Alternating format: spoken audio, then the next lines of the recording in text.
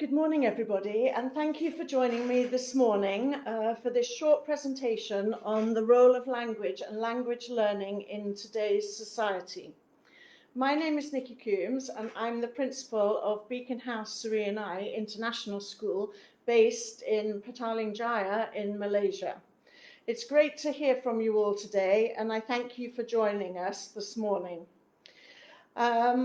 Beacon House Surinai International School is a long-established school which has previously followed a national curriculum and has now more recently become a fully international school. One of our main areas of focus is language, not only language learning through English mediums, but also additional languages that we support the learning of our students in. So language plays quite a big part here, along with those other aspects of language learning, including the cultural aspects and just getting to know people within a global environment. So we work here very much that every learner is a language learner. And it's very important also that our teachers are considered language learners as well. They are facilitating our students and facilitating all of us in the development of our language every day. So in any education, you will find that language plays a very important part. And it could be as part of a school curriculum, where you have a single language curriculum, or you have a bilingual curriculum, or you use it as a particular medium of instruction, or as I say, you offer additional languages in order to broaden the language scope of your students. As teachers here and across the world, we are all aiming to support our learners in their language acquisition. And language acquisition is relevant to each subject. So as we know, if you are studying the sciences or you're looking at geography or history or mathematics, there's certain vocabulary that is associated with these subjects. So not only are we learning to interact with our peers, with our colleagues, with our friends on a daily basis, but we're also learning language specific to the areas that we're studying. And that becomes even more so when we focus down at college and university, and even later on in our careers where we're following a particular focus, and we may need to have specific language for that career development. So here at Beacon House, we support multi-languages. We promote other languages throughout our school curriculum. Today, we're very lucky in Malaysia, where when we talk to most people, they will have 1, 2, 3, or even more languages that they are able to speak at different levels. I myself have obviously come from the UK. We learnt French in school. That in my time was only the only extra subject that was offered in languages. So I was able to pick up quite a good basic level of French. I then moved to Greece for my first teaching job, where I met a lot of Greek people of similar age who became very, very good friends. But their English was limited. My Greek was non-existent. But between us, as the friendships grew, actually our language developed. And I found that being immersed in this, talking with people where we were using gestures, using other forms of communication, that actually our language developed and our language grew. So here, when I see our teachers, I've been very lucky to work with teachers who have a wide range of different languages.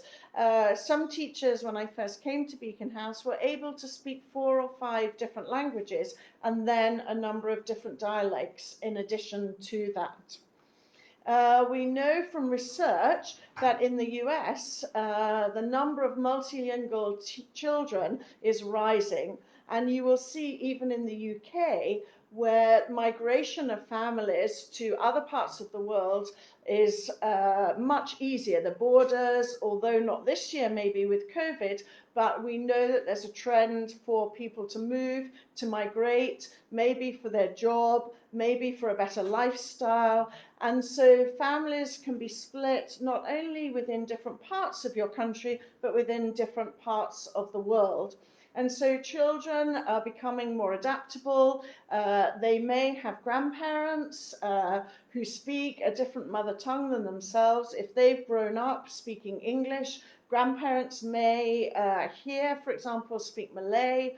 In other countries will speak their own national language. So we're very much more adaptable these days, and language plays an important part in all that we do. So the importance of language within, as I say, culture and society. We're a much more transient society these days. The global possibilities are huge. We're able to travel more. We become a little bit freer within the world. We can move very, very quickly between countries. Businesses are more global these days. And we find ourselves traveling for our job to different countries, maybe for networking, for business meetings. Very, very easy in a day to move to maybe another Asian country for the day for a meeting and come back. And knowledge of different languages, or knowledge maybe of the English language, which covers quite a high percentage of business networking and deals, is very, very important. But in some cultures, it's also very important, even if you have a very basic knowledge of language, to create that feeling of the people that you're visiting, that you are caring, that you understand a little bit more about their culture, a little bit more about their society, and you're willing to learn, willing to be part of that. And that builds relationships very, very quickly. We find that when we look at small children, actually language development tells us a lot about how they are developing and growing. Even as small babies, we see the importance of communication. Although language may not be there at the beginning, we see it gradually coming in, but communicating, gestures, and then the addition of language gives us an idea of how the child is developing and areas where they are really successful and thriving there. And it helps us to understand the development of our children. We know that personal communication with people is very, very important. Building relationships with family, friends, colleagues, just people when we're visiting museums, visiting the theatre. It opens so many doors for us.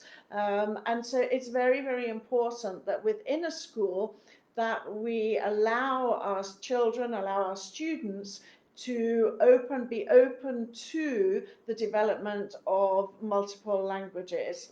And it may be that they only have a smattering of different languages, but it may also be that they develop a real skill for languages. I have a very great friend in the UK who is very good at picking up different languages and speaks 3 languages fluently and then numerous other languages that she will speak at a basic level. But she has that ability to use those languages. And certainly when we've been traveling, I've been able to pick up a few words, a few ways of communicating with people. And it sets the conversation going and is a really fun way to get to know people from a different community, from a different country, without having to rely, for me, myself, on the English language. The other thing that it does is it allows people to follow maybe different career pathways. It allows them to be very employable. It allows them to be able to reach out. Many of our youngsters in school today, we don't really know what sort of careers they will be following in the future. There are many jobs that we have now that maybe will not be in existence in 25, 26 years' time, but other jobs will come in that we know nothing about. And that ability to adapt comes with maybe having a few languages at the tips of your fingers. You may be setting up your own business, and if you want to broaden out and move out of, so your business is in Malaysia, but you may want to move into different markets, the knowledge of language in order to network in that way is very, very important. It's also very rewarding for you when you can even just say good morning, hello, how are you, and start a conversation. It gives people confidence in you, it gives you confidence and gives you a good feeling that you are able to be part of somebody else's culture and part of somebody else's world. So as I say, we are a global society. And by learning languages, we communicate quite fully with family members, friends, and colleagues. Many of our students here have a very good command of the English language. They're in school, they're speaking in English throughout the day. But when they go home, their families communicate in a different language. So it is important that they keep both those languages going. And it may be that their parents are communicating in Mandarin, grandparents are communicating in Mandarin or Malay, or we may have overseas families who have joined us from an international market, where at home they're speaking their own country's language, but in school they're speaking English. So again, for them, it's important that we support their language development and help them with those communications and those relationships with their families and with their friends overseas. Many courses these days allow you to travel as part of your course to other countries. So what we would have traditionally called in the UK a sandwich course, where you maybe do the first and the last year within your own country, but you're able to spend a year in a different country. And I know that past students of mine have maybe studied business with a language. They've started a new language when they've gone to university, maybe Italian or Spanish, and then they've spent 6 months maybe in France, 6 months in Spain to learn the business side from those countries, but also to learn the language. My own brother worked a lot in Spain in the early days of his career. He is an economist, and he worked a lot with banks and with government agencies. So he also had to very quickly learn a little bit of Spanish in order to be able to keep those conversations going, even though the obviously the working language was English. But it just is very, very nice if you can support people and show that you are able to converse with them. Another story I have is a teacher who worked for me in the UK who moved to Belgium. And quite by chance, she had an interview for a job, but not very early, without much notice, she was told that her interview actually would be in French. So she was racing around very panicky, trying to practice her French very quickly. But you never know really when these languages will actually put you ahead of other candidates for jobs and for courses. It gives you an idea, and you can access many ideas and thoughts from many different people across the world, rather than just thinking within your own bubble. You can access other ideas, other ways of thinking, other ways of doing things that maybe you haven't thought of, and that will supplement and extend the work or the study that you are doing. One great thing about language learning is that you are also exposed to the different customs of the country and a lot more of the culture and the society. Many language courses will talk about different aspects of the country in order for you to develop those language skills and have language specific to different situations. And so you learn how to interact with different people in different countries. And as we know, our global market is really making the world seem much, much smaller as technology assists us with conversing with people across the world and building our business networks and our friendship networks. So many of us learn to communicate really before we talk. So it's important that as we develop our language, what that will do will enhance the language that we use and our gestures, our facial expressions, and how we put across the things that we want to say to people. So communication can be in many different ways, and it's interesting to see how the difference between talking to somebody face to face and to somebody on the telephone. You know, we've all maybe had a little bit of difficulty talking with people where we can't see their face, we can't get those communication clues. So it's important that within school we ensure that we have a comprehensive language program for students, and that we make sure that they can start learning at a very young age.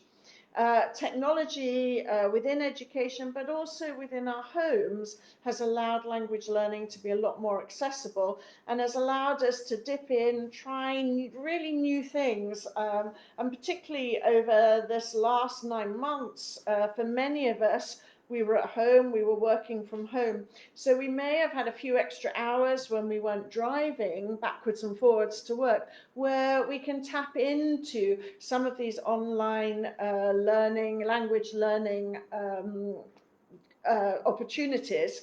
and just develop new skills and have a go.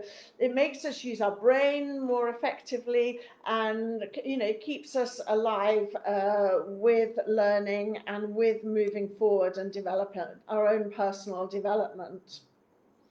So what other skills does language learning offer us?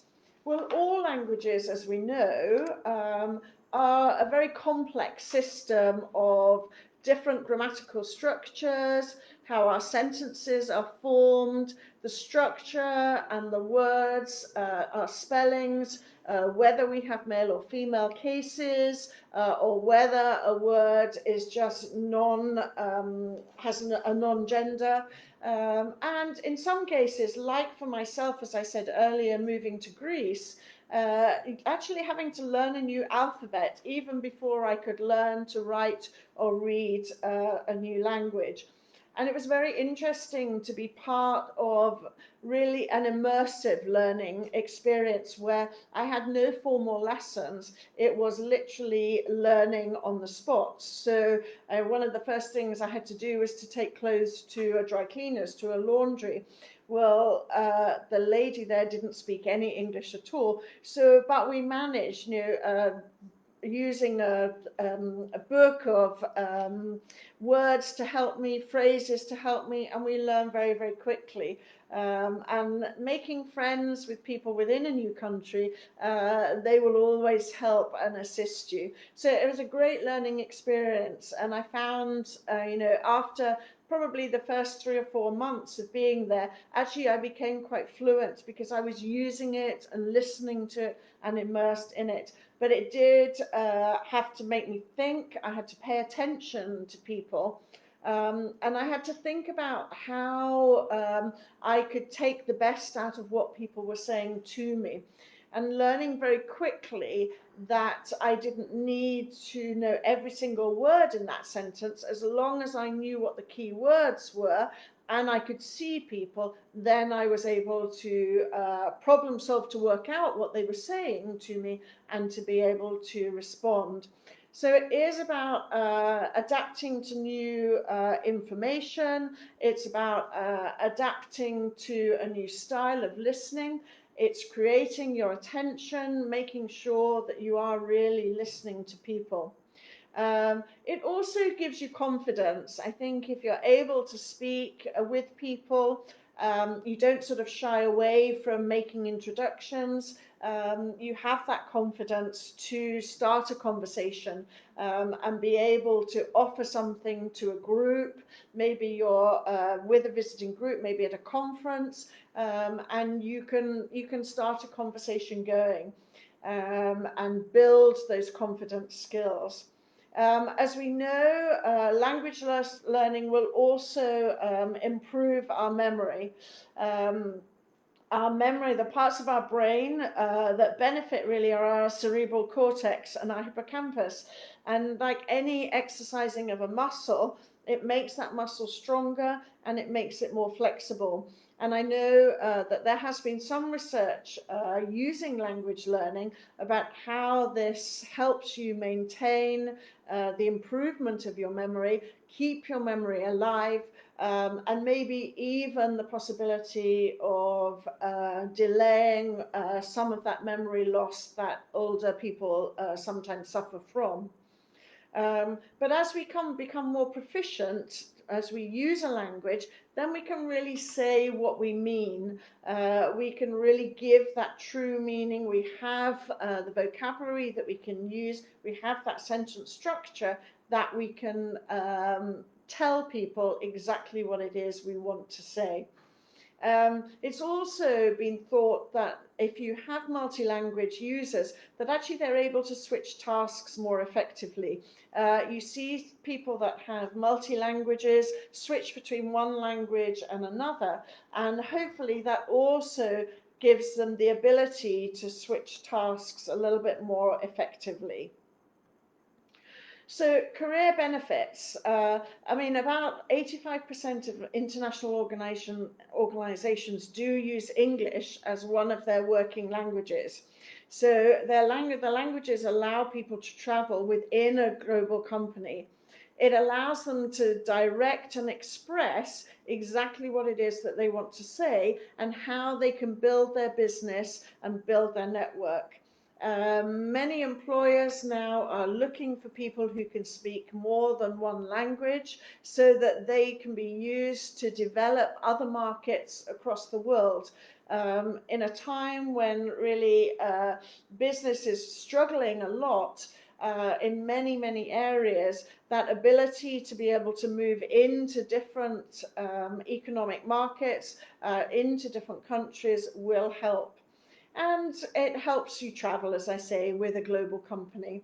It helps you to express what it is you want to sell, particularly if you're selling a new product, if you're selling your organization, and it helps you to be directive in the way that you put these things across. So what do we do at Beacon House? So as I say, at Beacon House, our language of instruction is English.